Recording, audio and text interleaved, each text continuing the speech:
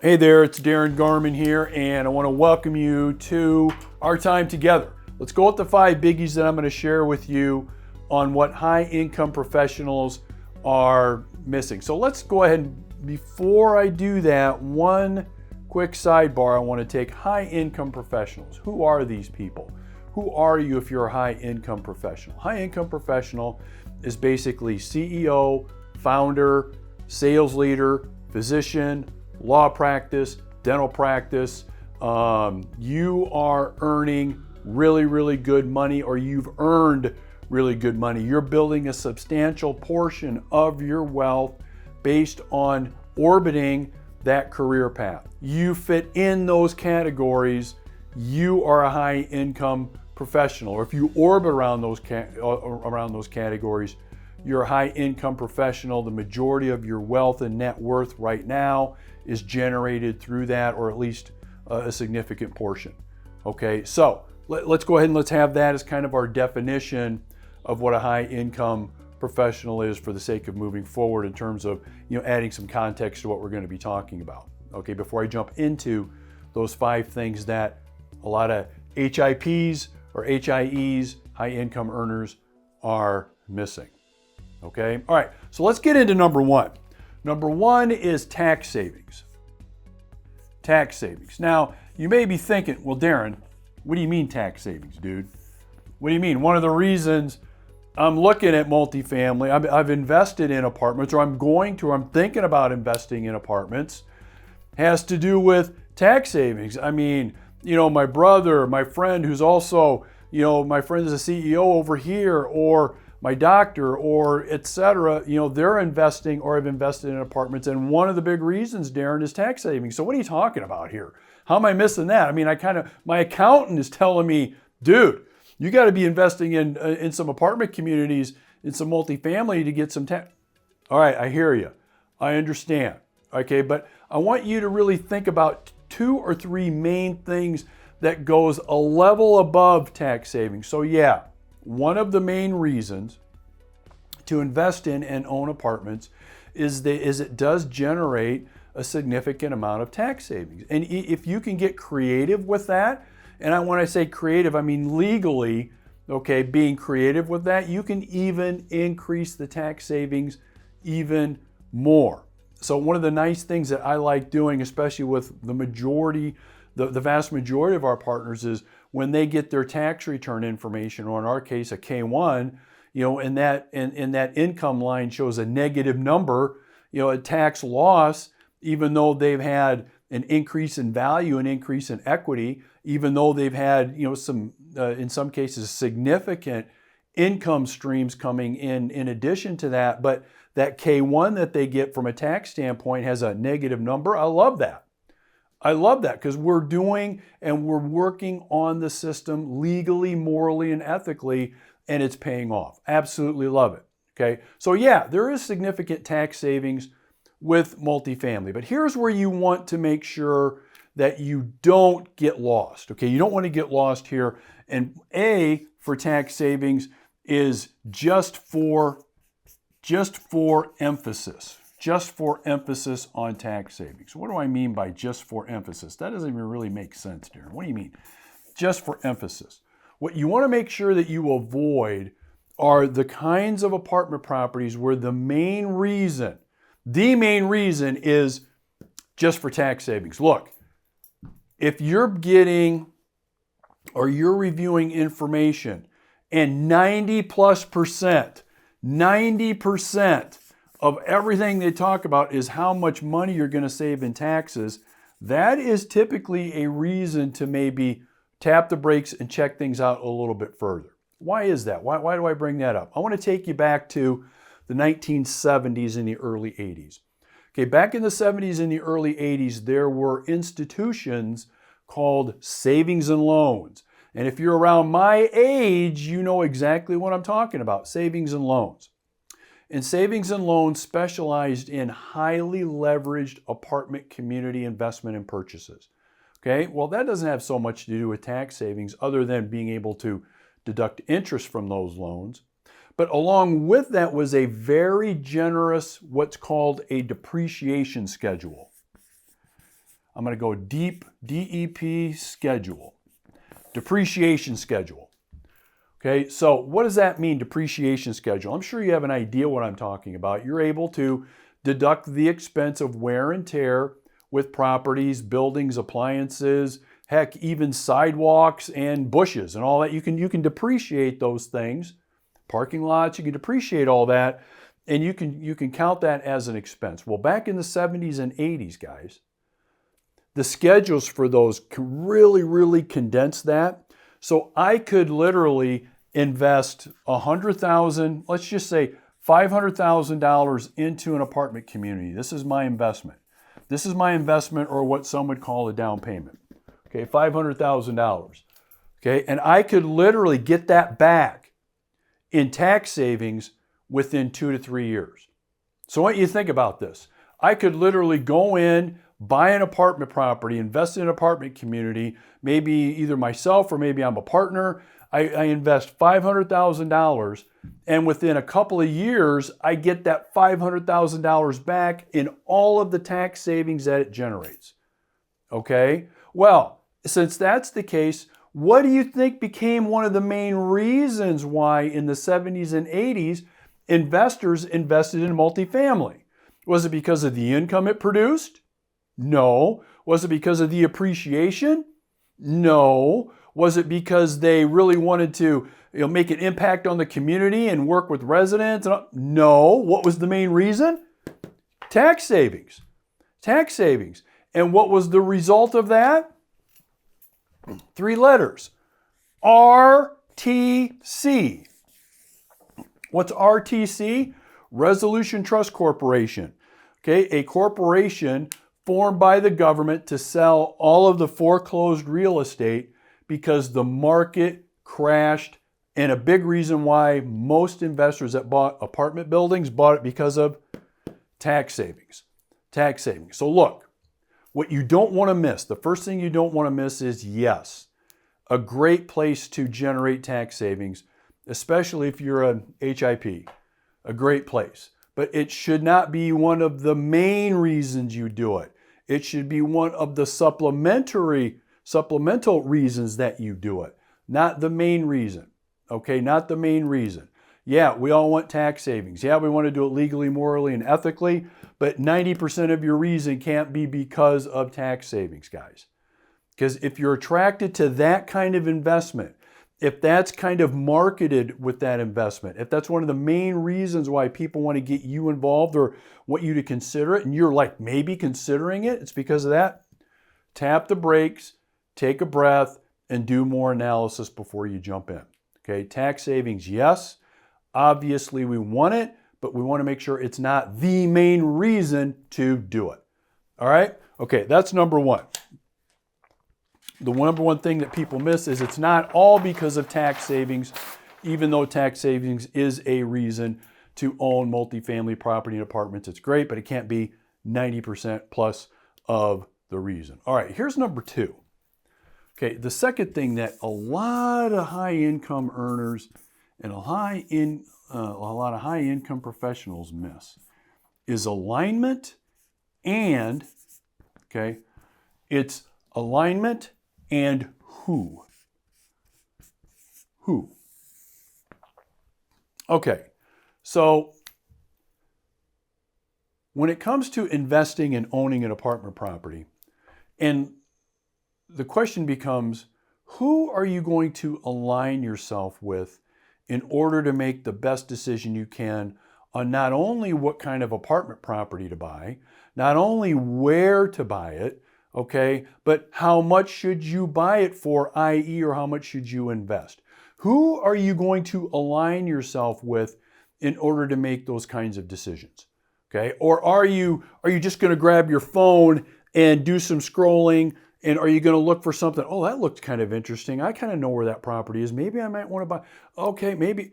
You see what I mean? So I had a gentleman here in my office yesterday. Okay, professional, owns his own construction company. Successful guy, been around a long time, owns his own construction company. But here's the deal. He builds houses, he sells houses, but he doesn't own any multifamily. And he's finally at a point where he's like, Darren, dude, I got to do something. I mean, I've been hearing about what you've been doing. I think I should need to invest in multifamily. Here's what I've been doing so far, he tells me. Takes out his phone and he shows me the websites that he's looking at apartment buildings that he may want to be buying. Okay, I'm like, so that's your process? He says, yeah, well, what do you think about this and what do you think about that one? I said, well, who have you aligned yourself with so far that you can start getting some back and forth feedback, so you can start a process of communication with what you need to look for, what's important, not just here's a 60-unit building. What is important? Who are you aligning yourself with to get feedback from and to communicate with? Well, I mean, I'm here, I guess. I said, yeah. That's really one of the first steps you need to take. Not so much that it's me, but who are you aligning yourself with? It's a big deal. And a lot of high income earners, high income professionals fail to go through this part of the process, and they just blindly go out and they just start looking at properties or talking to maybe some real estate agents and, oh yeah, this is a good property, that's a good property. They end up pulling the trigger and buying something, and then 6 to 12 months later, what do they wish they didn't have? That's right, that property. Because now they're getting all of these unintended consequences of not aligning themselves up with the right person that they can have the kind of communication and feedback and advice and information from, where they can make an informed decision. Because who are they aligning themselves with? A lot of times they're not aligning themselves with anybody. And the worst offender of this, the high income earner offender of this, is the man or woman that goes online and they find someone, oh yeah, he looks pretty good. Oh, he's got a pretty good bio. Yeah, that sounds pretty interesting. Maybe I'll get involved with him. And oh, look, he's got something for sale. Oh, I might look into, oh, you see what I mean? Yeah.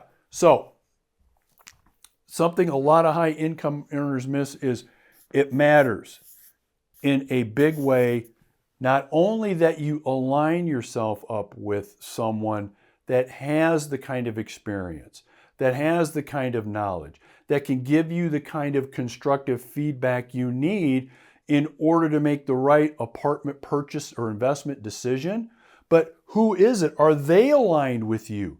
Do they see the world in a similar way that you do? That's important too. That's very important. Now, you don't have to be exactly the same and think the exact same in every single detail, but you darn well better be aligned with who it is. You don't want to be getting advice from someone that has no experience or hardly any experience in owning apartments and multifamily, and then taking their advice to own and invest in multifamily, right? So is there alignment, and who? Okay, that's really another way of saying you need to get somebody in your corner that you can trust and you can verify things, bounce things off of, so that moving forward, you not only move forward with more confidence, but more clarity and more success, where you're not regretting owning that property 6, 12, 1 year or 2 years down the road. Okay, so alignment and who, big deal, big deal. All right. Third thing a lot of high income earners miss, and it's timing. It's timing. Now, what I'm not saying here is timing the market.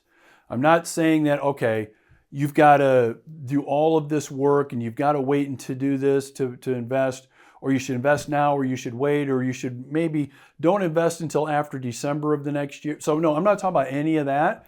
What I am talking about is two main things about timing. Okay, number one is always. Always. Okay, what do I mean by always? What I mean by always is it's always a good time to buy an apartment property. It's always a good time to invest in a multifamily property or an apartment community. It always is. Really, almost no matter what's going on out there. And you're probably thinking, Darren, that's crazy. That's crazy talk. There's always timing. There's always good times to buy and bad times to buy. Come on, man. What are you talking about? Give me a break. It's not always a good time. Yeah, it kind of is. It kind of is, because here's what I found out over 30 plus years. No matter what's going on out there, no matter what's going on in the market out there, no matter what's happening, you can always find a good deal. You can always find a good property to buy, no matter what's happening. Okay, things are crashing, things are going burning to the ground, so to speak. Of course, there's distress. That's an easier time to find them. But even when things are going great, you can still find a situation and a property and a circumstance that makes sense to buy no matter what's going on out there. Now, does that mean that all the time there's hundreds of great opportunities that you could buy at any given time? Of course not. That ebbs and flows. The flow of really good opportunities that you could get involved in goes up and down. Of course, there's peaks and valleys there. But in terms of it being always the case, it is always the case. Guys, we have invested in properties in good times, bad times, great times, terrible times. We've done it. And we've owned them through all those times too. So when I tell you there's always a good time, it always is. So there's really no excuse in a lot of ways of waiting, of timing. Well, I think, with what's going on over there and what's happening there and, the price of this and the price, I think I'm going to hold off a little bit. No, move forward. Move forward. You're probably going to think I'm absolutely crazy when I tell you this, but I spoke to a college business class not that long ago, and I was speaking to the business class about, of course, multifamily real estate. And I told the students, I said, look, you know what you guys should be doing after class today? You should be going out and seeing if you can buy a multifamily property, an apartment property. They're looking at me like I'm crazy because they're thinking, Darren, not only do I not have any money, duh, right? But also, I got to wait till I get my degree. I got to wait until I get money. So timing is pretty bad. And I told them, guys, you can find a really good property if you go out there and you do enough legwork, you uncover enough rocks, you're going to find a good opportunity because they're always out there. You just have to look hard enough and understand the peaks and valleys that I talked about. Then they started to kind of realize, yeah, I guess that kind of makes sense. That kind of makes sense. So that's what I'm telling you guys, timing. So that's number one with timing. Number two, you need to be thinking about your exit before you invest. Okay, you need to be thinking about your exit, your timing of your exit before you invest. Now, am I saying that you should have this set up like, yeah, when I buy an apartment property or I invest in my next apartment property, whether it's actively or passively, I'm going to invest in it for 6 years, 3 months, and 5 days, and 4 hours. I'm exaggerating, obviously, right? But no, I'm not saying you have to be that specific because you don't have a crystal ball to tell you what it's going to be like out there at that point in time. Maybe the market's down pricing wise. Maybe the market's up. Maybe there's a ton of demand. Maybe there's not so much demand. That might be a great time to sell and get out. That might not be a great time. Okay, but the point is you at least want to have a frame of time, a window of time on when you're going to be exiting or when you at least plan on exiting, and have those kinds of discussions with whomever you need to have them with up front when you invest. So for example, if you're a passive investor and you're working with a general partner, you're working with a sponsor, maybe another one of your partners, whatever it is, you need to make sure they understand, hey guys, I want to be involved in this, but I'm like in it at the very most, I want to be in this like 6-7 years and that's it. At that point in time, I got X, Y, and Z planned. I wanted to be doing this. I want to be doing that. So, this is kind of what I'm thinking. And if this time frame doesn't make sense to you with this apartment investment or purchase, maybe it's something I don't do. But if it makes, you see what I mean? You want to have those conversations first. A lot of high income earners miss that. And again, you don't have to get it down to the very minute and the very day, but having that window and that expectation of everybody knowing when your window is, obviously especially you, is huge. Huge. Okay, and I find a lot of high income earners, they worry about that later. All right, they're like, oh, I've been investing in this, I've been owning this now for about 7 years. I think maybe now it's about time to get out. Nothing wrong with that. It's not a wrong answer, but you want to be thinking about that before you get involved. And then you can move your pieces on the table along the way. If 5 years turns into 7, if 7 years turns into 10, fine. But you at least need to have those conversations, again, whether it's either with yourself or with your people you care about, significant other, again, general partner, other partner, sponsor, etc. You want to be having those conversations. Okay, there's timing. Okay, timing. I'm gonna blow your mind with number 4. Number 4, no one talks about it, but it's huge. Significant other. Significant other. Are you going to have, as a high income earner, a high income professional, do you have buy-in on this investment with your significant other? If you have a significant other, husband, wife, do you have buy-in?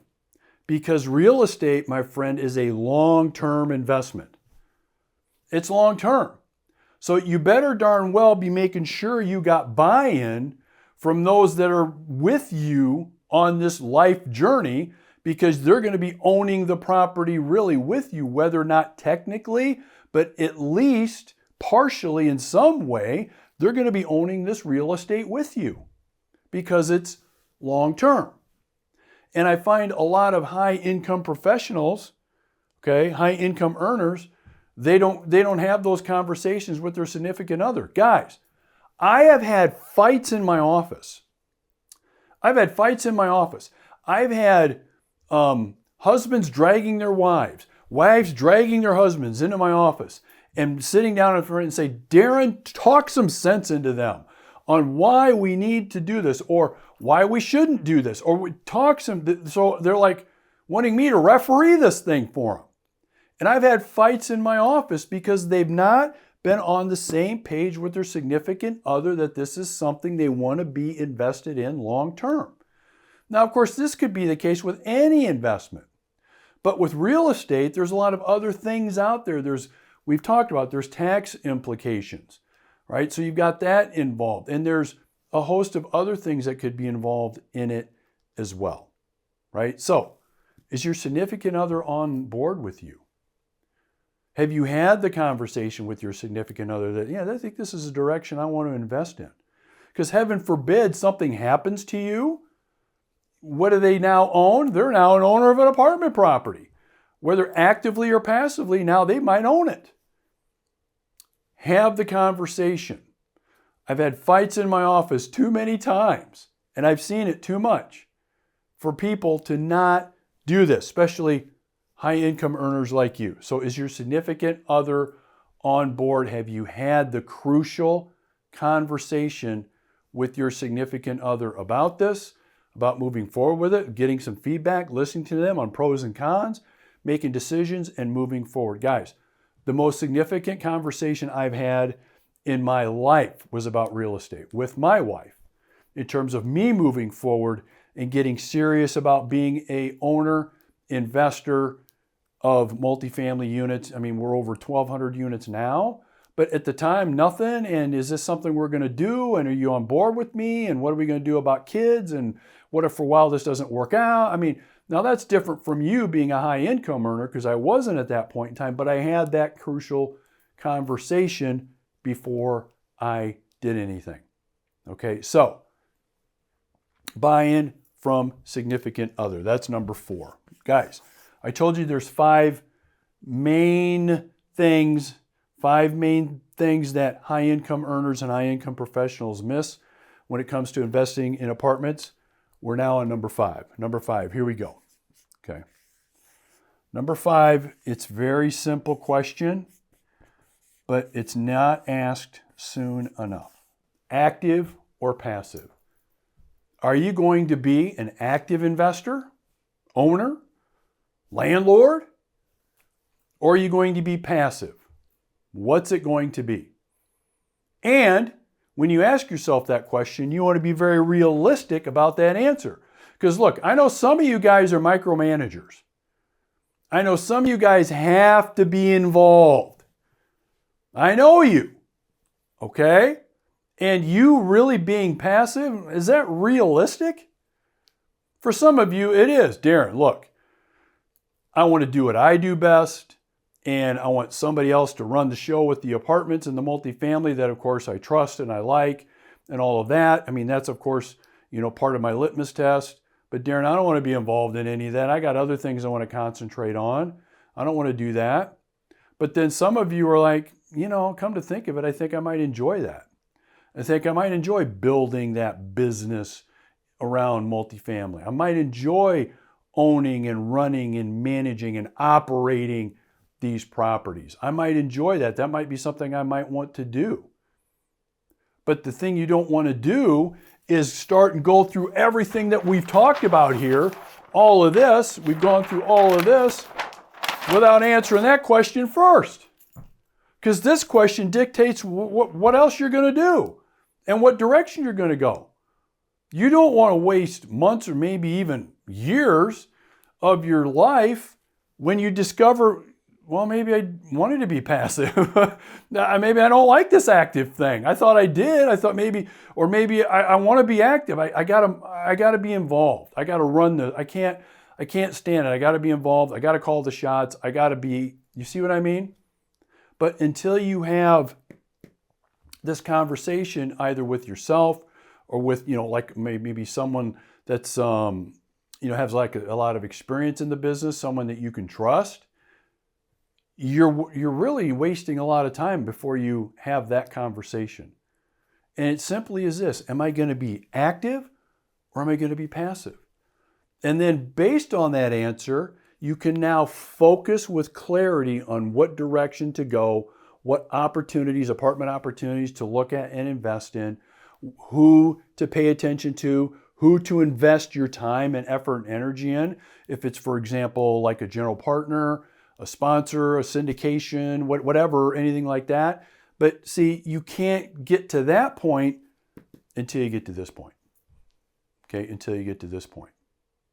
Okay, so those are the five. Those are the five big things that high income earners and high income professionals miss when it comes to investing in apartments. Now, right now on your screen, I've got, there should be a box that's kind of popped up there that's Q&A. So if you've got questions about anything that I've covered, if you've got, any comments, or if there's some things that maybe I haven't covered that maybe you expect and you're kind of wondering about, or like I said, you got questions about anything I've covered so far, go ahead and put those questions in there and we'll go ahead and we'll get those questions answered. And that box should be, it should be coming up right now. But before we wrap this up, let's do a little review.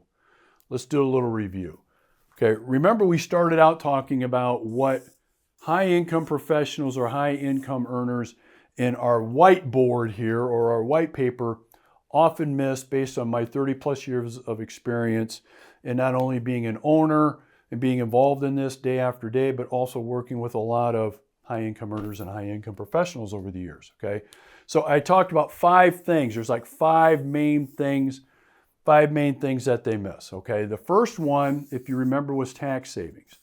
And remember I said apartments are going to give you great tax savings anyway, but you want to make sure you don't get so focused on tax savings,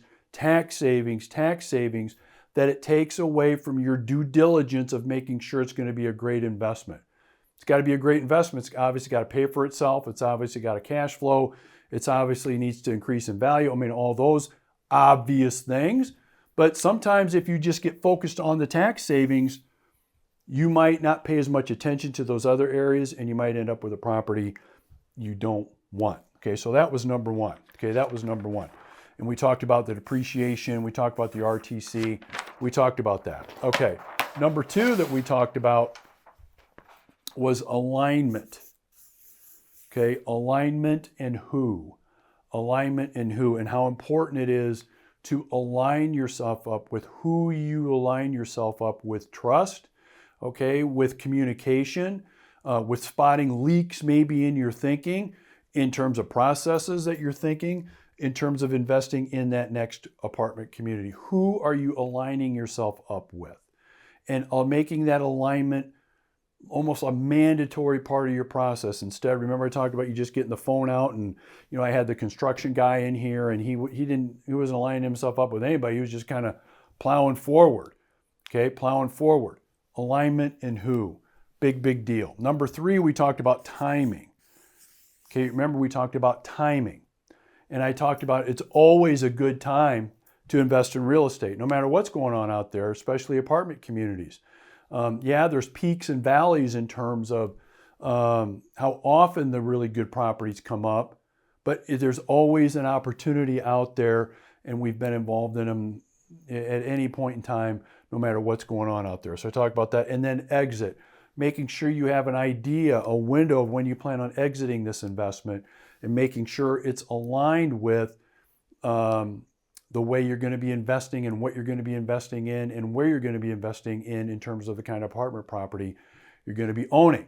It's a big deal. When's the exit? If your exit, I'm thinking 6-7 years, but the guy's saying, I think we own it 2 years, we do some rehab to it, and we sell it in year 3. Is that something you really want to do? Okay. Or if you don't want to go into it blindly and then you find out, oh, well, yeah, I think we're going to own this thing for about 20 years. And, we got a long-term vision with this, 20 years. And you're like, 20 years, dude, I got things to do in like year 5. Okay. Exit. When are you going to exit? All right. Number 4, significant other. How important it is if you've got a significant other in your life, because real estate's a long-term investment, okay, to make sure you're on the same page. Okay. And if not, having those crucial conversations of possibly getting them on that page with you, or maybe not, maybe it doesn't happen. But the point is, obviously, you want to have that significant other on the same page first, and not say, oh, guess what, Bill? I bought an apartment building today. What? Well, okay. That's a little extreme. I kind of over-exaggerate, but you'd be surprised sometimes that happens. Significant other. And then number 5, and arguably the most important out of all of them, are you going to be an active investor or a passive investor?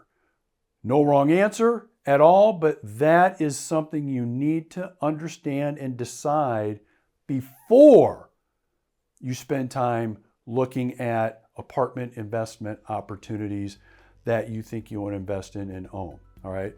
For you guys that have been putting some questions into the chat and getting those to me, I'll go ahead and I'll be responding to those here pretty soon. I'm not going to be doing it here in front of you. I'll be doing it post-webinar, so those will be coming at you post-webinar.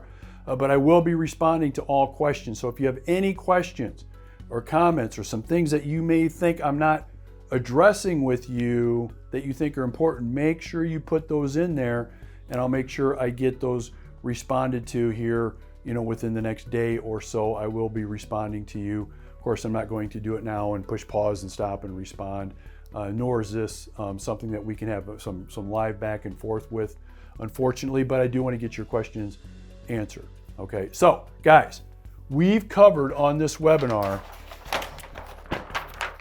the 5 main things that high-income professionals and high-income earners miss when it comes to investing in apartments. And some of these might have been kind of obvious. Some of them might have been, well, Darren, come on, I kind of knew that.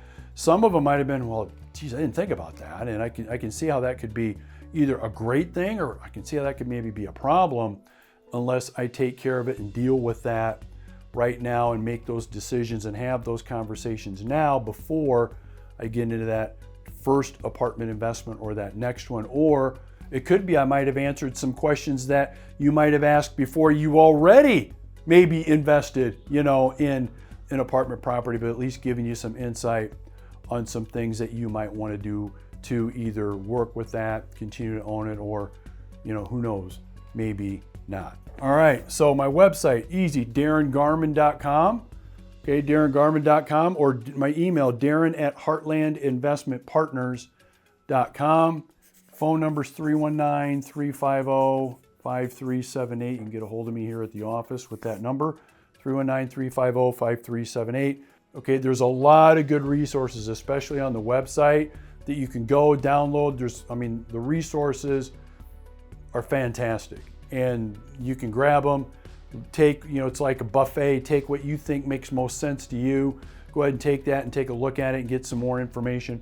And guys, that's it. I appreciate you being on my webinar. I appreciate spending time with you on the 5 main things that high income professionals, high income earners miss when it comes to investing in apartment communities. All right, thank you guys. All right, we'll talk to you later. We'll see you. Bye-bye.